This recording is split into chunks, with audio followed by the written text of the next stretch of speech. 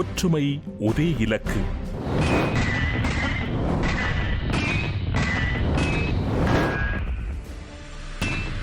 வார்த்தையின் வாழ் கொண்டு கருத்துக்கள் மோதும் சமர்க்களம்.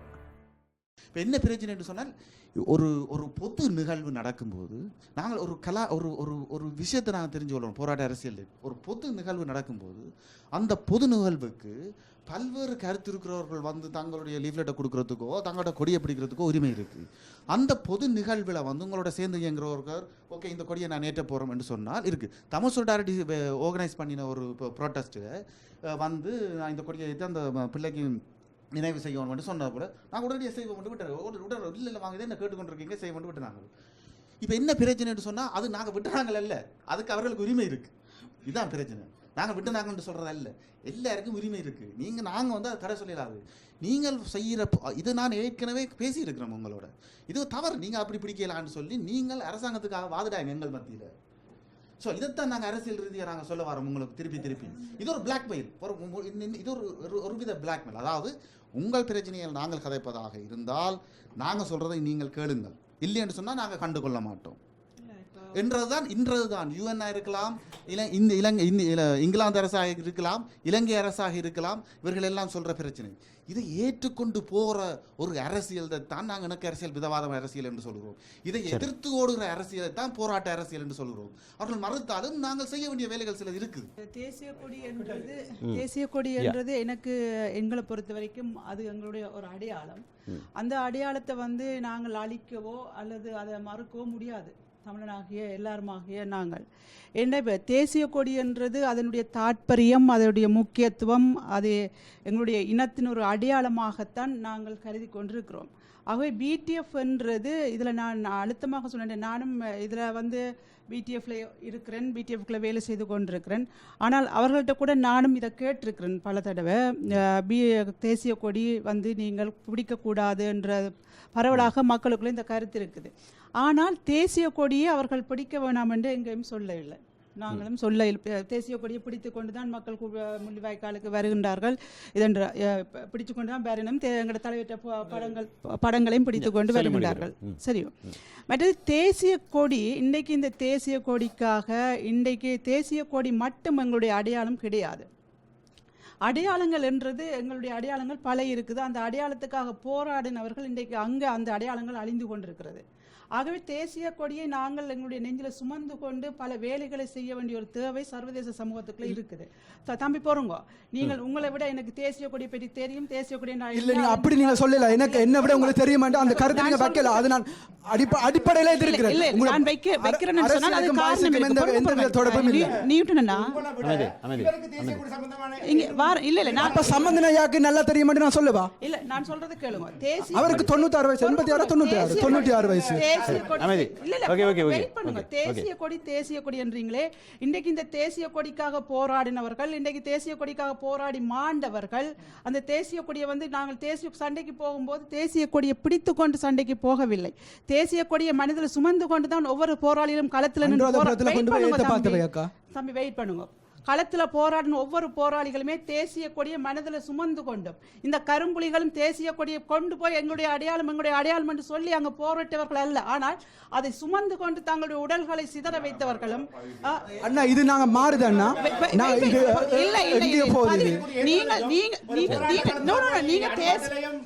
என்ன கதைக்கிறோமோ அந்த கதைக்கிற விஷயத்துக்கு வருவோம். பிரித்தானியாவில் இந்த தேசிய கொடியை ஒரு பொது நிகழ்வில் மொழிவாக்கல்கள் ஏற்றுறதா இல்லையா என்றது மட்டும்தான் எங்களுடைய தலைப்பு. இப்போ நீங்க உணர்வு சார்ந்து கதைக்க வலிக்கிட்டா எல்லாரும் கிட்டத்தட்ட அப்படியான உணர்வோடு இருப்பாங்க. கொடுக்க வேண்டியதான் இருக்குது. பிரித்தானியால வச்சுதான் நாங்கள் தேசிய கொடியை பற்றி பேசுறோம். நாங்கள் இல்லத்துல வச்சு பேசவில்லையே. தேசிய கொடியை இங்க வச்சு பேசும்போது நாங்கள் சில விளக்கங்களை கொடுக்க வேண்டி இருக்குது. அந்த விளக்கத்துக்கு பிரித்தானியா கிடையாது அல்லது அமெரிக்கா கிடையாது. கொடி ஏத்தலாமா? கொடி ஏத்துறதுக்கு ஆதரவா இருக்கீங்களா? ஆதரவு இல்லாம நீங்க இருக்கீங்களா? சொல்லுங்க. சொல்லவே இல்ல. தேசிய கொடி எங்களுடைய அடையாளம். அந்த அடையாளத்தை வெளியில காட்டலாம். அந்த அடையாளத்தை வெளியில காட்டலாமா வேண்டாமா? அது எத்தனை இடத்துல காட்டிக்கொண்டு தானே இருக்கு. கொடிக்கும் பிடிக்கிற கொடிகளுக்கும் உள்ள வித்தியாசத்தையும் நான் சந்திரிக்காக இல்ல எங்களுக்கு சரி சட்ட ரீதியா ஏத்த இயலாது என்கிற காரணத்தால இல்ல நான் வெவ்வேறு ஆக்களுக்கு போறேன். ஒரே ஒரு கேள்வி நான் இதுல தெளிவா என்னன்னு சொன்னா இவர்கள் இப்ப பிடிஎஃப்ல வந்து சில அங்கத்தவர்கள் தான் போய் தேசிய கொடியை பற்றி பேசி இருக்கிறார்கள். ஆகவே இதுல வந்து அவர்கள் தேசிய கொடியை ஏற்றக்கூடாது அந்த இடத்துல அந்த சட்டத்திட்டங்கள் அதுல சட்டத்திட்டங்கள் இருக்கிறதாகத்தான் எங்களுக்கும் சொல்லப்பட்டது. ஆகவே அந்த இடத்துல தேசிய கொடியை ஏற்றக்கூடாது என்ற அந்த சட்டத்திட்டங்கள் அது எவ்வாறு அறிவிக்கப்பட்டது சுதாண்ணாக்கு தான் முழுமையாக தெரியும். சுதாண்ணா அவசியனாக ஓகே. தேசிய கொடியை பிடிக்க வேணாமோ அல்லது தேசிய கொடியை ஏற்ற வேணாமோ என்றதுல யாருக்குமே மறுப்பு இல்லை. அதாவது என்னென்று சொன்னால் அவர் தம்பியர் சொன்ன மாதிரி இந்த ரிவர்ஸ் லோபியிங் நடக்குது. கிட்டனா வடிவ சொல்லியிருந்தேன். கிட்டனா இருந்த காலத்தில் இவையில் அரசியலை கதைக்க விட்டால் அவங்க சொல்கிறத வந்து எங்களுக்கு சொல்கிறேன் நம்மன்னு சொல்லி, அதாவது ஹூ இஸ் லோபியிங் ஹூம், இந்த பிரச்சனை இங்கே நடந்து கொண்டு இருக்குது. இவையில் ஒரு ஓகே அவன் வந்து இந்த எங்கட கொடியை வந்து டெரரிஸ்ட் கொடி என்று சொல்லுவானாக இருந்தால், இல்லை இது எங்கட தேசிய கொடி என்று சொல்ல வேண்டிய அரசியல் தான் நாங்கள் இன்றைக்கு செய்ய வேண்டியது. இன்றைக்கு நாம் யார் செய்கிற போராட்டமாக இருந்தாலும் தமிழீழ விடுதலை புலிகள் செய்த போராட்டத்தின் அங்கீகாரம் இல்லாமல் எங்களுக்கு தமிழீழம் கிடைக்க போவது இல்லை. இதில் நாங்கள் உறுதியாகவும் தெளிவாகவும் இருக்க வேணும். இந்த போராட்டத்தை முன்னெடுத்து செல்கிற யாராக இருந்தாலும் இந்த தெளிவின்மை, இந்த அடிப்படை தான் இந்த காரணம். அதாவது டெரரிஸ்ட் இல்லை, இவர்கள் வந்து விடுதலை போராளிகள் என்ற நியாயத்தை நாங்கள் வைப்போமாக இருந்தால் இலகுவாக இந்த போராட்டத்தின் வெற்றி கிடைக்கும் எங்களுக்கு. நாம் இன்றைக்கு செய்வது போராட்டம் அல்ல, அது வடிவாக விளங்கிக் கொள்ளுங்க. நாங்கள் எல்லாம் பார்ட் டைமர்ஸாக வேலை செய்து கொண்டிருக்கிறோம். இது போராட்டம் இல்லை. நாங்கள் போராட்டத்தை தக்க வைக்கின்ற நிகழ்வைத்தான் நடத்தி கொண்டிருக்கின்றோம். இதற்கு இந்த அடையாளம் வந்து மிக மிக முக்கியமான ஒரு விடயம். இந்த கொடி நாடு கடந்த தமிழ் அரசாங்கத்தை பொறுத்தவரையில் இந்த கொடி நாம் செய்கின்ற அத்தனை கூட்டங்களும் சரி, அத்தனை மீட்டிங்களும் சரி, ஈவன் அமெரிக்காவில் கூட சட்ட வல்லுநர்கள் வந்து பங்கு பெற்றுகின்ற அமெரிக்கா இந்த சட்டத்தின் இயக்கத்தை உருவாக்கினவர்களில் பங்கு பெற்றவர்கள் கூட வந்து நின்று அந்த கொடிக்கு பக்கத்தில் நின்று தான் பேசி போட்டு போகின்றார்கள். அமெரிக்காவில் இது ஒரு பிரச்சனை. இது அமெரிக்க அரசாங்கத்திடம் இது ஒரு நடந்த ஒரு நிகழ்வு. அமெரிக்க அரசாங்கத்திடம் இந்த கொடி சம்பந்தமாக நாங்கள் ஒரு ஒஃபீஷியலாக கேட்காட்டாலும் ஒரு மறைமுகமான தொடர்புகளுக்கால கேட்கப்பட்டது, இந்த கொடியை நாங்கள் பாவிக்கப் போகின்றோம் என்று.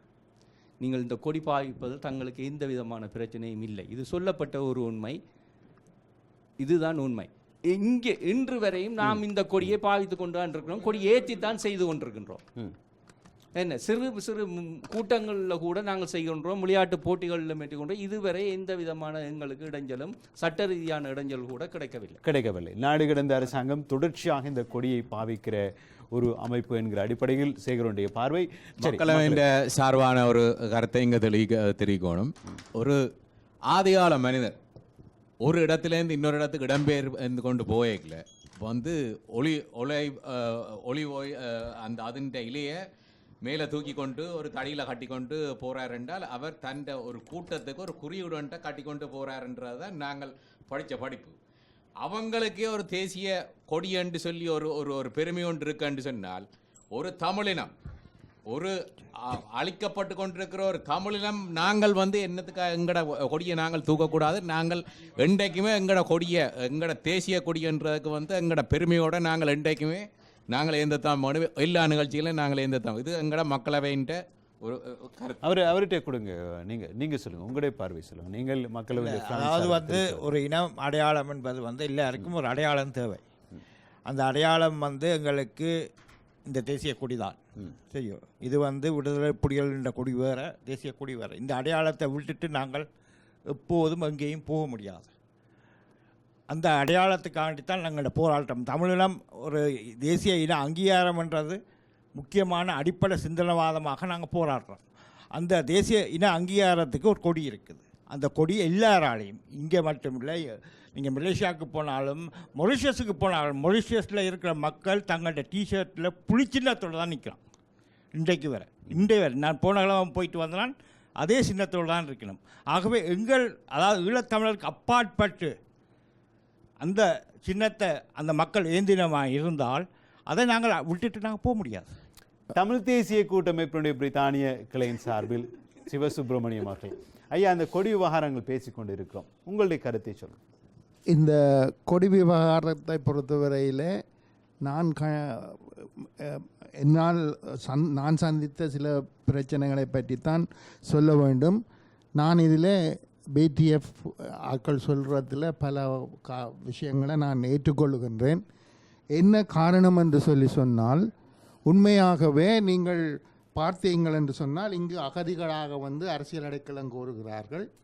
அப்படி அரசியல் அடைக்கலம் கோருபவர்களுடைய ஸ்க்ரீனிங் இன்டர்வியூவில் கேட்கப்படுகிற கேள்விகளிலே 4-5 கேள்விகள் இருக்கின்றன. நீங்கள் எந்த பயங்கரவாத அமைப்புக்கு இந்த நாட்டிலேயோ இல்லாவிட்டால் வேறு நாட்டிலேயோ உதவி செய்திருக்கின்றீர்களா? நீங்கள் பயங்கரவாத நடவடிக்கைகளில் ஈடுபட்டிருக்கின்றீர்களா? இல்லாவிட்டால் அவர்களுக்கு ஆதரவாளர்களாக இருந்திருக்கிறீர்களா? இல்லை, அது கேள்வி. ஒரு அமைப்பும் இல்லை. அந்த கேள்விகள் வருகிறது. அப்படி வரும்பொழுது அது ஸ்க்ரீனிங் இன்டர்வியூவில் கேட்குற கேள்வி. மெயின் இன்டர்வியூவில் அவைகள் கேட்கணும். இப்போ உண்மையான பிரச்சனை என்னென்னு சொன்னால், நீங்கள் விடுதலை புலிக்கு ஆதரவாளராக இல்லை என்று ஒரு அரசியல் அடைக்கலம் கோருவர் சொன்னார் என்றால் அவருக்கு அரசியல் அடைக்கலம் கிடைக்காது. விடுதலை புலிகளுக்கு ஆதரவாக இருந்த நான் என்று சொன்னால்தான் அரசியல் அடைக்கலம் கிடைக்கும் என்பது எல்லாருக்கும் தெரியும். ஆகவே யாரும் தயவுசெய்து ப்ளீஸ், நான் சொல்கிறது என்ன கதைக்க விடுங்க ஒருக்கா. ஆகவே அநேகமானவர்கள் விடுதலை புலிகளுக்கு ஆதரவாளர்களாகத்தான் தங்களை காட்டிக்கொள்ளுகின்றார்கள் அரசியல் அடைக்கலம் கோரும்போது. அப்பொழுது அவர்கள் கேட்கிறார்கள், ஓகே, 45 நாடுகளிலே விடுதலை புலிகள் தடை செய்யப்பட்டிருக்கிறார்கள் பயங்கரவாத அமைப்பு என்று. ஆகவே நீங்கள் விடுதலை புலிக்கு ஆதரவாக இருந்தால் நீங்கள் ஒரு பயங்கரவாத அமைப்புக்கு ஆதரவாக பெற்றீர்கள். ஆகவே இந்த அரசியல் அடைக்கல அந்த கான்ஸ்டிடியூஷன் இருக்குத்தானே, அந்த கான்ஸ்டிடியூஷனில் ஆர்டிகிள் 1AF என்ற ஒரு செக்ஷன் இருக்குது. அந்த செக்ஷனின் படி ஒரு பயங்கரவாத அமைப்புக்கு ஆதரவு கொடுத்தனீர்களாக இருந்தால் உங்களுக்கு அரசியல் அடைக்கலம் தரப்படக்கூடாது என்று சொல்லி சட்டம் சொல்லுகிறது என்று. அப்பொழுது எங்களுக்கு வழி இல்லை. அப்போ நாங்கள் என்ன சொல்கிறோன்னு சொன்னால், 2002ஆம் ஆண்டில் இருந்து 2009ஆம் ஆண்டு ஜனவரி மாதம் 2ஆம் தேதி மட்டும் இலங்கையில் விடுதலை புலிகள் தடை செய்யப்படவில்லை. நீங்கள் இங்கே பயங்கரவாதிகள் என்று சொல்லலாம், ஆனால் இலங்கை அரசாங்கமே அவர்களை பயங்கரவாதி அல்ல என்று சொல்லி தடையெடுத்து விட்டார்கள். ஆகவே அவர்கள் இப்போ இலங்கையில் புலிகளுக்கு ஆதரவாளர்களாக இருந்தார்கள் என்றால் அவர்கள் பயங்கரவாதத்துக்கு ஆதரவாக இருக்கவில்லை என்று. ஆனால் இங்கே என்ன நடக்கிறது என்று சொன்னால், அவர்கள் சில நேரடியாக அனுபவித்த அனுபவங்கள் எனக்கும் இருக்கிறது. ஆனால் இது உண்மையில் இந்த வீசா கொடியை பற்றி நீங்கள் என்ன கொடியை பற்றி தான் கேட்டீங்க. இல்ல, கொடியை பற்றி கதைங்க, நீங்க வீசா ப்ரோசஸ் பற்றி கதைக்கிறீங்க. இப்ப என்ன அதையே நான் சொல்லுகிறேன் என்று சொல்லி சொன்னால், பயங்கரவாத அமைப்பு விடுதலை புலி என்று சொல்லி அவர்கள் நினைக்கின்ற காரணத்தினாலே நாங்களும் அந்த பிரச்சனைக்குள்ள போயிருக்கணும். அவர்களும் அந்த ஒரு சூழ்நிலையிலே ஏற்பட்டிருக்கலாம். விடுதலை புலிகளுக்கு ஆதரவாக இருப்பது ஒரு பிரச்சனையாக பல்வேறு அரசாங்கங்கள் எடுத்திருக்கின்றன. அதால நீங்க என்ன சொல்ல வருகிறீர்கள் என்பது எங்களுக்கு புரிகிறது. முக்கியமாக நாடு கடந்த அரசும் தமிழ் விடுதலை போராட்டத்துக்காக உழைப்பவர்கள் எல்லாரும் விடுதலை புலிகளின் கொடியை அப்ரூவ் பண்ணி அதை ஏற்றித்தான் வளமையான ஃபங்க்ஷன்களை செய்வதுண்டு.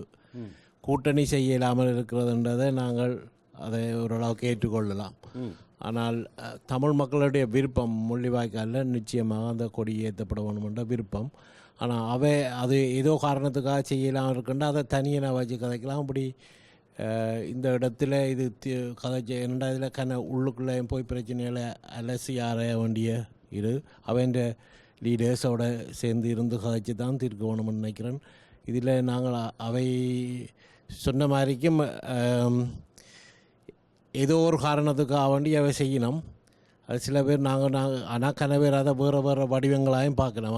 அது அவைக்கும் ஒரு டிஸ்அட்வான்டேஜ் என்னென்னு சொல்லி சொன்னால், ஒரு சொல்லாமை என்பது கற்பிதங்களுக்கும் எங்களுடைய மன பார்வைகளுக்குமான இடத்தை கொடுக்கும் இல்லையா? தெளிவாக இதுதான் என்று சொல்லிவிட்டால் பிரச்சனை முடிகிறது. சொல்லாவிட்டால் அவரவர் தங்களுக்கு ஏற்ற மாதிரி கற்பனை செய்துவாள். அது அதுவாக இருக்குமோ, இது இதுவாக இருக்குமோ, அவ்வாறான ஒரு டிஸ்அட்வான்டேஜ் தமிழ் ஜனத்தையும் கடுமையாக குழப்புற ஒரு விஷயமாக முடியும் இது. இவர் சொன்னதுல எனக்கு மாற்று கருத்து இருக்கு. ஏன்னா உண்மையில இது வந்து மக்கள் மத்தியில பேசப்பட வேண்டிய ஒரு விஷயம். தனி 2 அமைப்பும் சேர்ந்து ஒரு ரூமுக்கு கதைக்கிற விஷயம் இல்லை. இது மக்கள் போகணும். ஸோ மக்கள் அதான் இந்த இப்படியான உரையாடல் கண்டிப்பா திருப்பி நடக்கணும். இதை நாங்க வர வைக்கணும். இது இப்படியே போகக்கூடாது, தொடர்ந்து இது நடக்கணும். கொடி விஷயத்துல நான் சொல்றேன், எந்த ஒடுக்கப்பட்ட இனமும் தன் அடையாளத்தை பிடிக்கிற உரிமை இருக்கு. இதில் வந்து நம்மளே டிஎன்ஏ சொல்லக்கு முன்னமே எனக்கு தெரியும் இதைத்தான் சொல்லுவீனமெண்டு.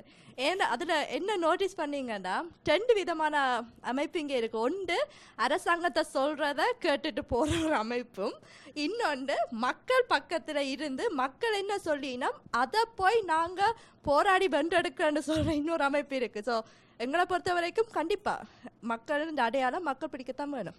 என்ன பிரச்சனை வேண்டாம். இப்போ ஒரு ஒரு ஒரு அமைப்பு வச்சுக்கொள்வோம். ஒரு அமைப்பு கொடியை பாவிக்க மாட்டோம் என்று சொல்லிச்சுண்டா அவைகள்கிட்ட அடிப்படை கொள்கை பிரச்சனைன்றதை மக்களாக இருந்து நாங்கள் ஒரு கேள்வி எழுப்ப வேண்டிய ஒரு நிலைமை வருது. நீங்கள் என்ன கொள்கையில் இருக்கிறீங்க, கொள்கை மாற்றப்பட்டிருக்குதா, இல்லாட்டி மக்களோட அரசியலை பிரதிபலிக்காமல் வேறொரு அரசியலை பிரதிபலிக்க பார்க்குறீங்களா அப்படின்ற கொள்கை இருக்குது. அதை நான் முடிச்சிடுவேன். எங்களோட கொடி வந்து தேசிய கொடின்றது எந்த நாட்டிலையும் தடை செய்யப்படாத உண்டு. அது வந்து முற்று முழுதாக நாங்கள் ஏற்றுக்கொள்ள வேண்டிய ஒரு விஷயம். அதை விட இன்னொரு விஷயத்தை பார்த்தோம்னா இயக்கம் வந்து தடை செய்யப்பட்ட அமைப்பாக இருக்குது. எங்களுக்காக போராடின அமைப்பு, எங்களுக்காக விடுதலைக்கு போராடின அமைப்பு. அந்த அமைப்பை நாங்கள் தடை இருக்குன்ட்டு நாங்கள் அப்படியே தடையை பார்த்து கொண்டு இருக்க போகிறோமா, அந்த தடைக்கு எதிராக போராட போகிறோமா? இதுதான் இதில் இருக்க விஷயம். இதில் தான் போராட்ட அரசியலையும் மென்போக்கு அரசியல்லையும் வித்தியாசம் வருதுன்னு நினைக்கிறேன். நாங்கள் எப்படி நினைக்கிறோம்டா, எங்கட விடுதலை போராட்டத்துக்காக போராடிய இயக்கத்தில் கொடியையும் நாங்கள் பிடிக்கணும். பிடிச்சு வேற இங்கே அங்கீகரிக்கப்படணும். அப்படி அங்கீகரிக்கப்படையக்குள்ள எங்களோட தேசிய போராட்டத்துக்கும் ஒரு அங்கீகாரம் வரும். அதை விட்டு போட்டு நாங்கள் கொடி பிழைதான் என்று சொல்லி தடைதான் என்று கொண்டு நாங்கள் பின்னுக்கு இருக்கிறாரு. தடையை எதிர்த்து போராடுறதான் ஒரு விடுதலை போராட்டம். அந்த ஒரு போராட்டத்துக்கு தான் நாங்கள் தயாராகணும் என்று நினைக்கிறோம்.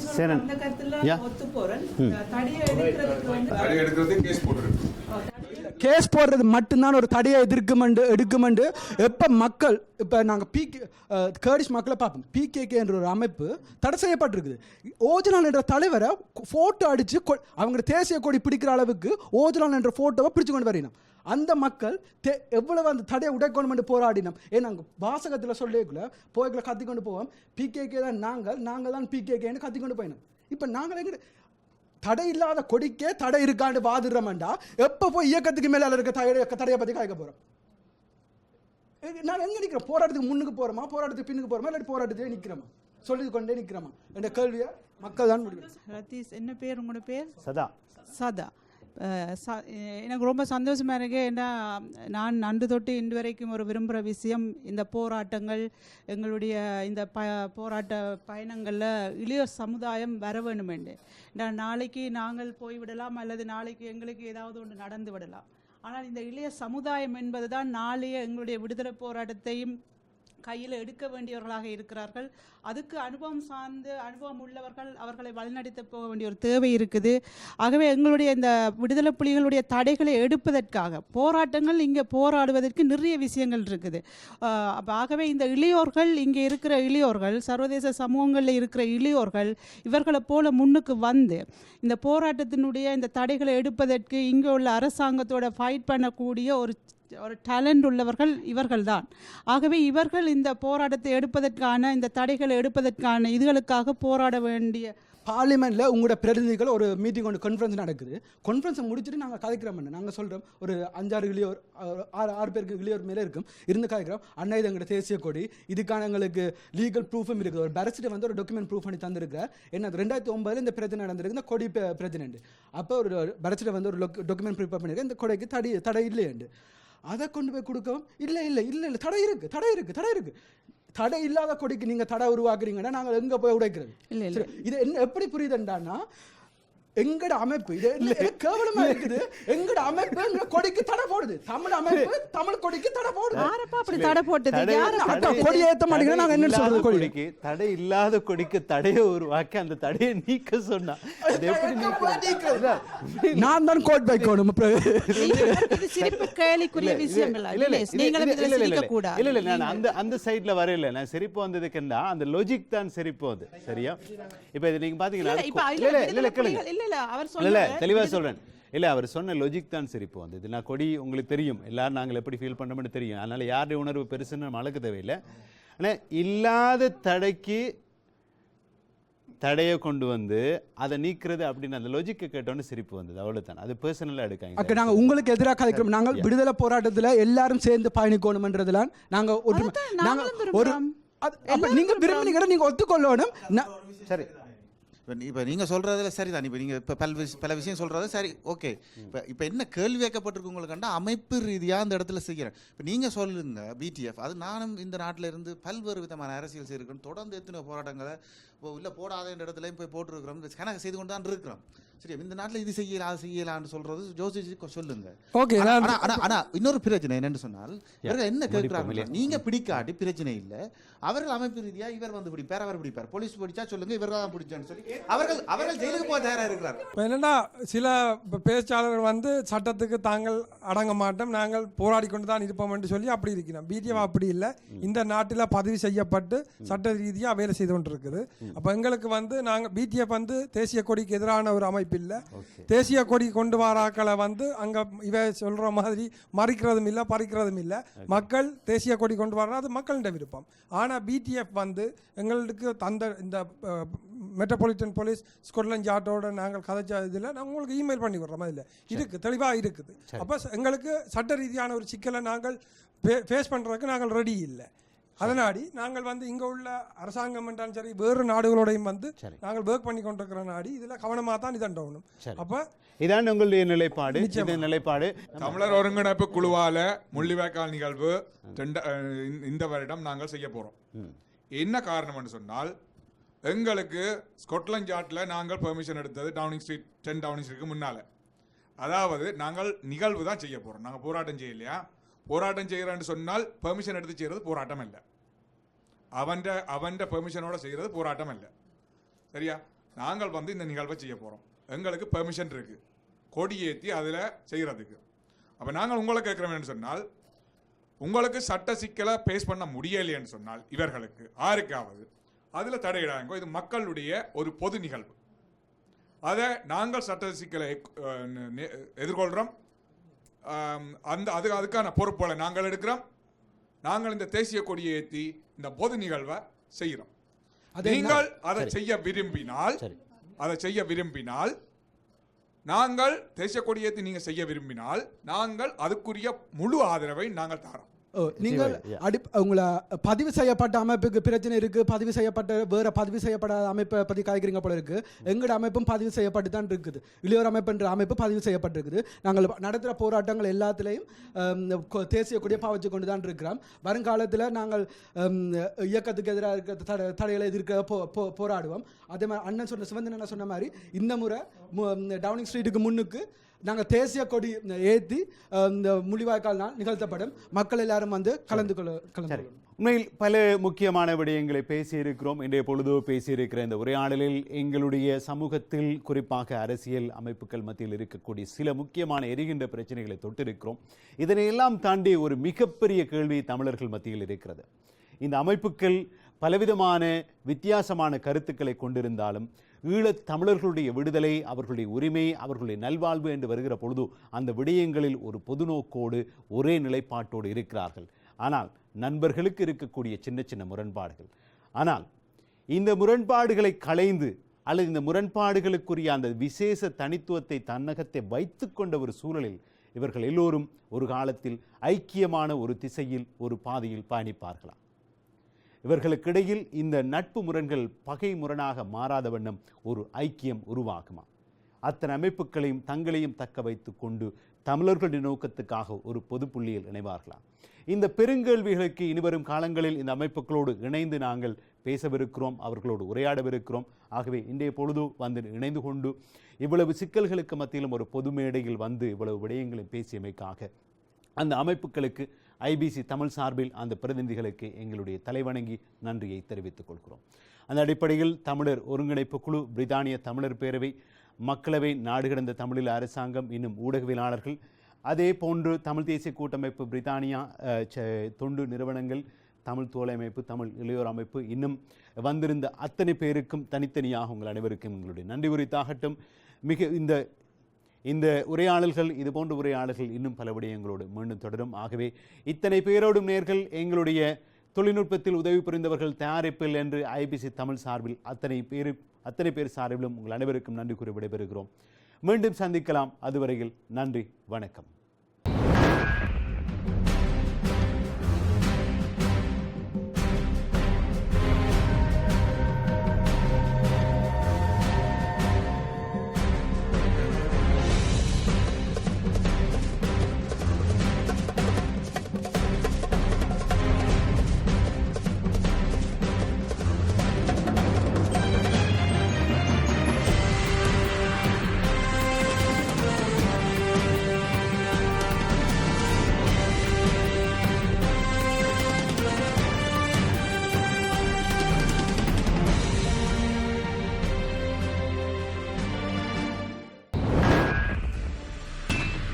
வார்த்தையின் வாழ் கொண்டு கருத்துக்கள் மோதும் சமர்க்களம்.